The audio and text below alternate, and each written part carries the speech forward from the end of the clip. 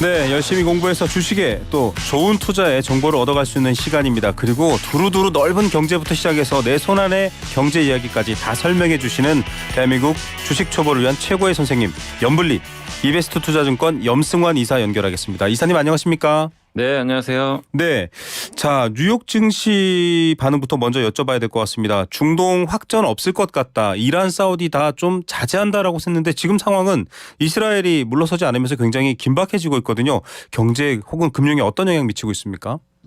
일단 이제 주식시장에는 아직까지 큰 영향을 안 주고 있고요. 사실 이제 오늘 새벽에 끝난 미국 증시도 뭐 다우지수는 좀 올라갔고 나스닥은 조금밖에 안 빠졌고요. 오늘 네. 우리나라 증시도 코스피는 올랐거든요. 그래서 네.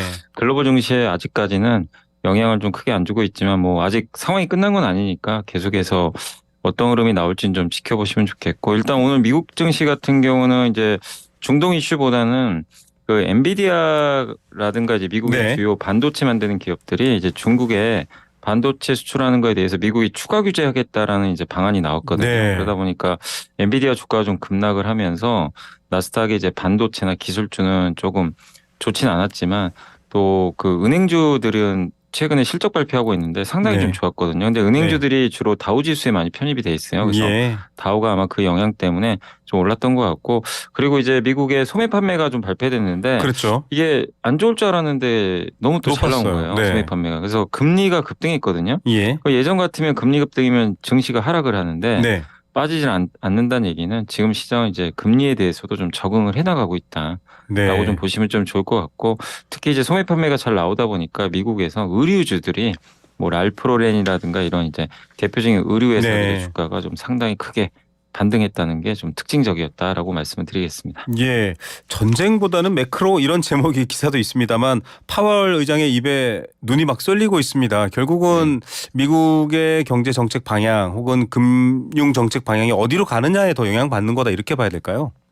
예, 그러니까 사실 이제 지금 시장에서는 중동 이슈를 뭐 이렇게 등한시하는 건 아니지만 네네. 여기서 이제 확정 가능성은 사실 그게 높게는 안 보고 있거든요. 좀 근데 상수로 만약에 여기는 것 같아요. 예, 근데 만약에 확전을 뭐 이란이 만약에 참여한다거나 뭐 그런 식으로 확전이 된다면 그건 또 반영을 해서 증시가 좀 안 좋아지겠죠. 네. 그런 시나리오까지는 아직은 염두에 두지 않는 것 같고, 그러다 보니까 지금 이제 시장의 어쨌든 흐름은 지금 실적 시즌이거든요. 네. 그래서 개별 기업들의 실적과 그다음 미국의 경제 지표, 소매 판매 이런 것들에 따라서 이제 업종별로 희비가 엇갈리는. 그래서 증시가 보면요, 그렇다고 막 오르지도 않습니다. 오르지도 네. 못하고 막 내리지도 않고 그냥 약간 좀 답답한 그런 좀 흐름이 계속 이어지고 있는 상황으로 보시면 좋겠습니다. 예, 미국 경제 무착륙설 이런 말도 나오던데요. 경착륙이냐 연착륙이냐 이런 보도는 많이 봤는데 무착륙은 저도 처음 들어본 용어입니다. 국채 금리가 또 올라가고 있어서 걱정된다 이런 보도들도 있는데 괜찮을까요? 네, 국채 운용 올라가는 건 사실 좋은 건 아니죠. 그러니까 이게 참 미국 경기가 좀 이게 수수께끼인 게 이렇게 고유가 고금리거든요. 네. 그럼 경기가 좋을 수가 없죠, 사실은. 전쟁까지 모든 비용이 있는데. 올라가니까. 그런데도 불구하고 그만큼 경기가 이렇게 단단하다는 건 미국의 그만큼 소비 여력이 네. 아직은 좀 남아있다는 얘기인데, 다만 이제 이거예요. 지금 시장에서 우려하는 건 10월부터, 지금 오늘 나온 소매 판매 데이터도 9월 데이터거든요. 네. 근데 10월 1일부터 학자금 대출 상환이 시작됐어요. 아, 네. 그럼 10월 데이터는 아직 반영이 안 된 거죠. 그렇죠. 그래서 진짜로 확인을 한번 더 해봐야 될 거는 11월에 이제 10월 데이터들이 나오니까 네. 그걸 보면 이제 이 진짜 소비가 둔화되는지를 좀 더 명확하게 알 수 있지 않을까. 근데 일단 9월까지는 현재까지 흐름은 어쨌든 미국의 소비는 여전히 단단하다라고 네. 봐야 될 것 같습니다. 알겠습니다. 소비가 단단하게 뒤를 바치고 있기 때문에 사실 이 전통적인 공식대로 굴러가는 그런 모양새는 아니다 이런 것도 있습니다. 국내 증시 앞서도 잠시 말씀해 주셨지만 한 며칠 전까지는 계속 외국인이 팔자였고 굉장히 안 좋게 끝나는 것 같은데 또 어제 오늘은 괜찮은 것 같습니다. 외국인 투자자의 움직임, 흐름 어떻게 보고 계세요? 네, 오늘 뭐 국내 증시는 사실 좀 시장이요, 좀 약간 엇갈렸던 게 어쨌든 금리가 오르면 좀 성장주한테는 좀 안 좋거든요. 네. 그러다 보니까 코스닥은 급락을 했어요. 네. 굉장히 많이 빠졌습니다. 근데 코스피는 올랐습니다. 그러니까 약간 아까 미국과 비슷하죠. 미국의 다우 오르고 나스닥 빠진 것처럼 네. 한국도 좀 비슷했고, 특히 한국은 삼성전자라든가 네. 현대차라든가 이런 이제 대표적인 수출주들이 선전을 했는데 오늘 코스닥은 1,600개 정도 되는 기업 중에 1,100개가 하락을 했거든요. 예. 그만큼 좀 안 좋았는데 대부분이 그 헬스케어 바이오 쪽이었습니다. 네. 유한양행이 그 이번에 폐암 치료제 임상을 해서 결과 공개를 이번에 좀 했는데 실패한 게 아니라 어쨌든 임상은 성공적이라고 하는데 네. 시장 눈높이에 좀 못 맞췄나 봐요. 네. 그러다 보니까 이제 주가가 급락을 했습니다. 그 영향으로 좀 바이오가 오늘 좀 빠졌던 게 오늘 코스닥엔 좀 부담으로 작용을 했고 또 외국인들이 그걸 좀 주도했습니다. 오늘 외국인들 같은 경우 코스피는 좀 많이 샀거든요. 예. 코스피 같은 경우는 뭐 어제도 그렇고 오늘도 이제 최근 들어와서 좀 주식 비중을 좀 계속 늘리면서 네. 많이 좀 매수를 해주는 그런 모습인데 반면에 오늘 코스닥 같은 경우는 또 대량으로 좀 매도를 하면서 좀 좋지 않은 모습을 보였습니다.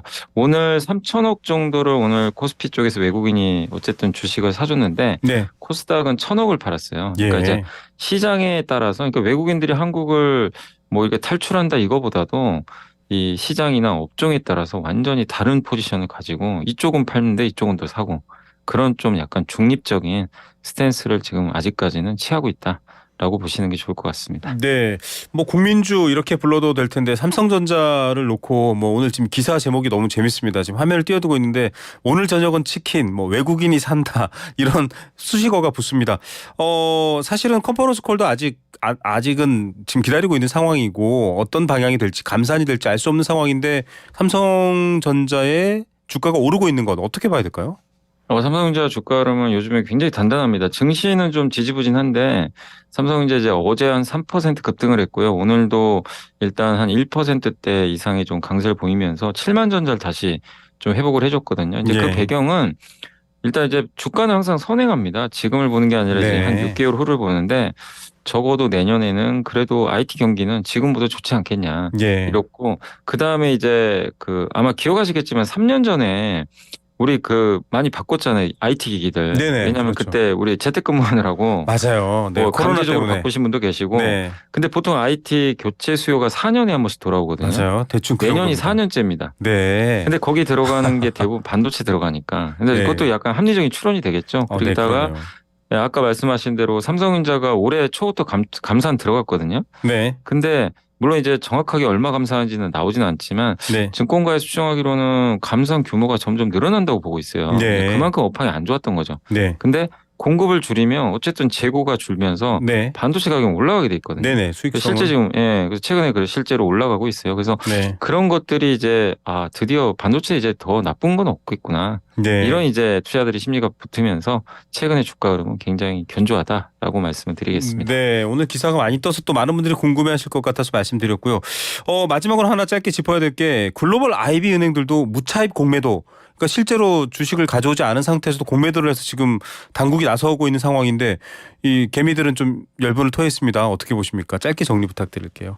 네, 뭐 일단은 이건 당연히 법을 위반했기 때문에 뭐 어쨌든 이제 금감원 쪽에서도 조사를 저는 열심히 했다고 좀 보고 있고요. 그래서 네, 아마 과징금은 얼마 매길지 모르겠지만 좀 국민들이 납득할 수 있는 그런 네. 수준의 좀 처벌은 있어야 될 것 같고 어쨌든 이게 이 금융은 신뢰잖아요. 네, 그 신뢰를 깨버리는 행위들이 자꾸만 이렇게 그러니까 건 좋은 게 아니죠. 그래서 네, 이번에 좀 발본색원을 더 해가지고 그러니까 제가 봤을 때는 처벌도 좀 강화 더 해야 될 것 같고 네. 이런 시스템을 더 어쨌든 미리 사전에 또 이걸 막아야 되잖아요. 그렇죠. 그래서 그런 시스템 시스템도. 구축이 어느 때보다 더 필요하지 않나 이렇게 생각하고 있습니다. 알겠습니다. 자, 연블리의 투자 전략 궁금해하시는 분들 많을 텐데 오늘도 조금 나왔지만 기다리십시오. 또 염성환 이사 출연하실 때 전해드리도록 하겠습니다. 오늘 말씀 감사드립니다. 네, 감사합니다. 네, 이베스트 투자증권 염승환 이사였습니다.